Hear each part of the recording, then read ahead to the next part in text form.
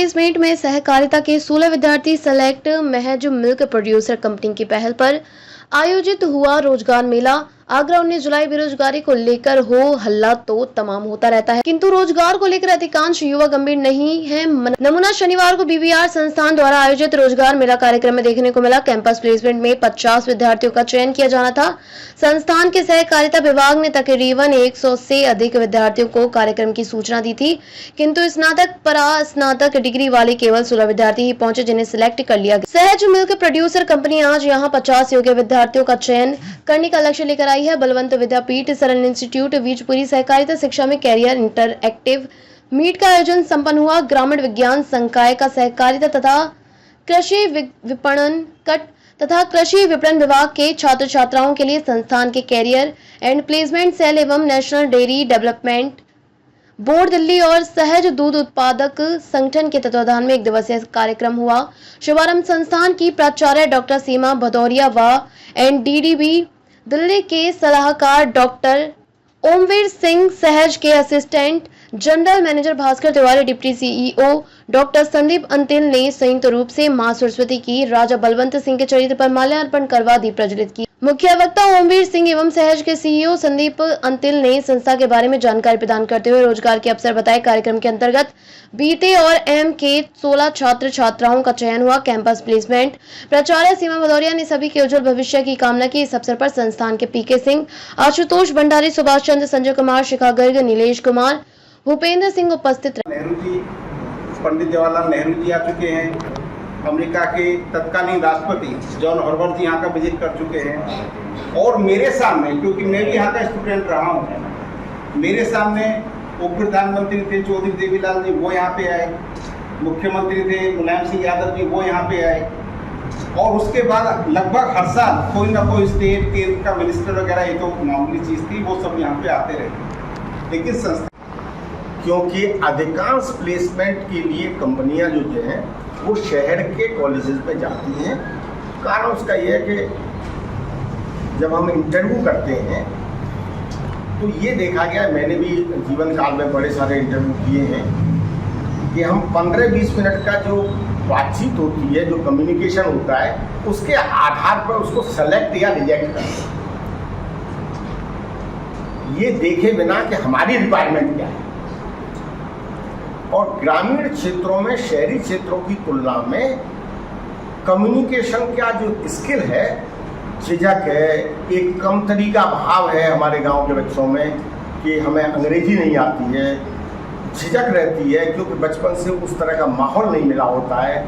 और एक गांव में अभी भी अपने से बड़े का डोमिनेटेड सोसाइटी है। हम अपने माता पिता के सामने, चाचा ताऊ के सामने बोलते नहीं हैं, तो हमारा कम्युनिकेशन थोड़ा सा दबा है। उसकी वजह से अधिकांश कंपनियां शहरी वातावरण में पढ़े लिखे बच्चों को रिक्रूट करती है। ग्रामीण इंस्टीट्यूट जैसे हमारा अपना इंस्टीट्यूट है इंडिया राइट, इस तरह के बच्चे ऐसे कंपटीशन पूरी कॉलेज में हमारे दिल्ली से आए हुए एक सदस्य हैं जो सहकारिता से जुड़े हुए विषय पर हैं। तो मैं उनसे ओमवीर जी से उनका नाम, परिचय और क्या नया भारत सरकार ने कुछ काम शुरू किया है उस बारे में संक्षेप में उनसे जानकारी चाहूँगा।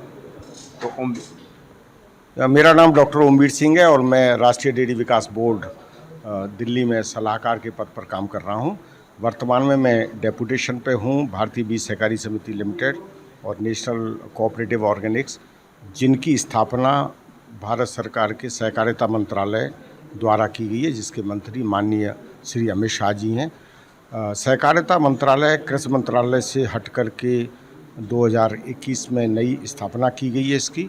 इसके बाद में सहकारिता मंत्रालय ने सहकारिता को मजबूत करने के लिए बड़े सारे नए इनिशिएटिव लिए हैं। उनमें टोटल जो इनिशिएटिव है वो करीब 80 के करीब इनिशिएटिव लिए गए हैं, जिनमें बड़ी सारी नई संस्थाओं का गठन है, मल्टी स्टेट कोऑपरेटिव का गठन है, जिसमें भारतीय बीज सहकारी समिति, नेशनल कोऑपरेटिव ऑर्गेनिक्स लिमिटेड और नेशनल एक्सपोर्ट लिमिटेड।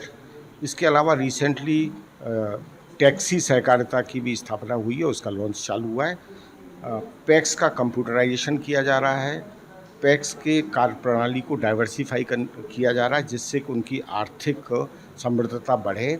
इसके अतिरिक्त सहकारिता मंत्रालय ने बहुत हाल ही में एक भारत की पहली सहकारिता विश्वविद्यालय की नींव रखी है, स्थापना की है गुजरात में, त्रिभुवन सहकार यूनिवर्सिटी, जो माननीय श्री अमित शाह जी ने किया था। इस प्रकार से सहकारिता मंत्रालय सहकारिता को स्ट्रेंथन करने के लिए बड़े सारे काम कर रहा है और निकट भविष्य में इसके परिणाम काफ़ी लाभदायक होंगे। और सहकारिता के क्षेत्र में उमेर जी, आगरा के इस BR कॉलेज बिजपुरी को भी कुछ महत्व मिला है या मिलने जा रहा है, या जिस प्रकार के कोर्सेज आप लोगों ने शुरू किए हैं, तो उस बारे में थोड़ा सा क्या आप जानकारी दे पाएंगे? बलवंत विद्यापीठ रूरल इंस्टीट्यूट बिजपुरी आगरा में सहकारिता को लेकर के ऐसे कोर्सेज हैं जो इस संस्था के अलावा अन्य जगह अभी तक नहीं हैं, जैसे MA in rural economics and cooperation, rural sociology. तो सहकारिता विभाग बनने के बाद सहकारिता में बड़ी सारी रोजगार की संभावनाएं निकल रही हैं, जहां इस संस्था के पढ़े हुए ग्रेजुएट और पोस्ट ग्रेजुएट को रोजगार की संभावनाएं काफ़ी हैं। सहकारिता मंत्रालय बनने के बाद BBRI जैसी संस्थाओं से निकले हुए ग्रेजुएट और पोस्ट ग्रेजुएट बच्चों की रोजगार की संभावनाएं अत्यधिक हैं। और इसी कड़ी में आगरा में स्थापित सहज मिल्क प्रोड्यूसर कंपनी यहाँ आज रोजगार मेले के रूप में कार्यक्रम किया है, जहाँ कैंपस प्लेसमेंट के लिए ये लोग आए हुए हैं। ऐसा केंद्र है जहां सहकारिता की शिक्षा दी जा रही हो? अभी नहीं है, लेकिन सहकारिता मंत्रालय सबसे पुराना है, 1956 से है, सबसे पुराना है, सबसे पहला है। लेकिन अब सहकारिता मंत्रालय बनने के बाद में इस तरह की संस्थाओं की स्थापना की जा रही है।